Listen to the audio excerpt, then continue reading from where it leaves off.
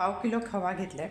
पाव किलो खवा आहे त्याला मी अर्धी वाटी, ही बघा ही वाटी आहे मापाची, ही अर्धी वाटी ह्याला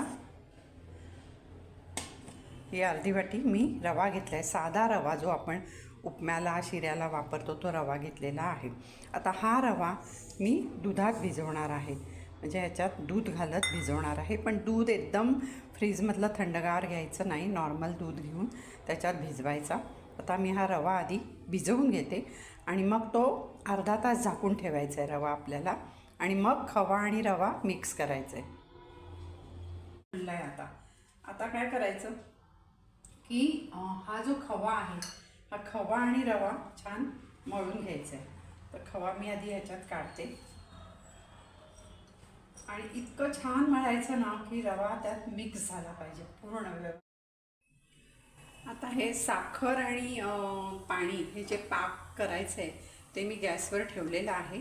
आणि त्याच्यामध्ये पाक म्हणजे असा आपल्याला कुठे एकतारी किंवा असा काही पाक करायचा नाही आहे. ही साखर विरघळून छान कड आला, अगदी थोडा वेळ कड येऊन द्यायचा त्याला, 1 मिनटं वगैरे, 1 मिनटं पण नाही, अर्धा मिनटं कड येऊन द्यायचा. आणि छान असा उकळी आली की आपल्याला गॅस बंद करायचा आहे. खूप आता ह्या खव्याचे आपण गोळे करून घेऊ, म्हणजे पटापट आपल्याला गुलाबजाम वळता येतील. आणि जितके आपण म्हणजे होतात ना त्याच्यापेक्षा पाकामध्ये टाकल्यावर ते, आता आज पाकात टाकले ना एक 7-8 तास त्यात मुरले चांगले की मग ते फुगतात, म्हणजे अजून मोठे होतात. त्यामुळे त्या तुमचा हिशोब काय असेल त्याप्रमाणे तुम्ही त्याचे गोळे करा, म्हणजे ते चांगले फुलतात चांगले पाकामध्ये.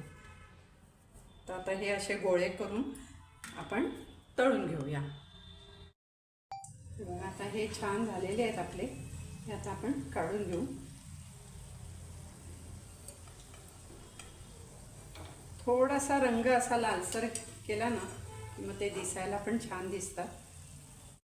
आता मी सगळे हे गुलाबजाम करून घेते.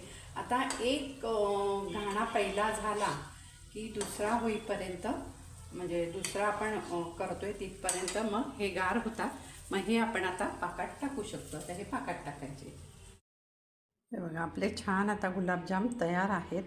आता एक मी पीस हे तुम्हाला तोडून दाखवते. हे बघा एकदम आतपर्यंत पाक मुरला आणि हे बघा जाळी सुटली आतमध्ये.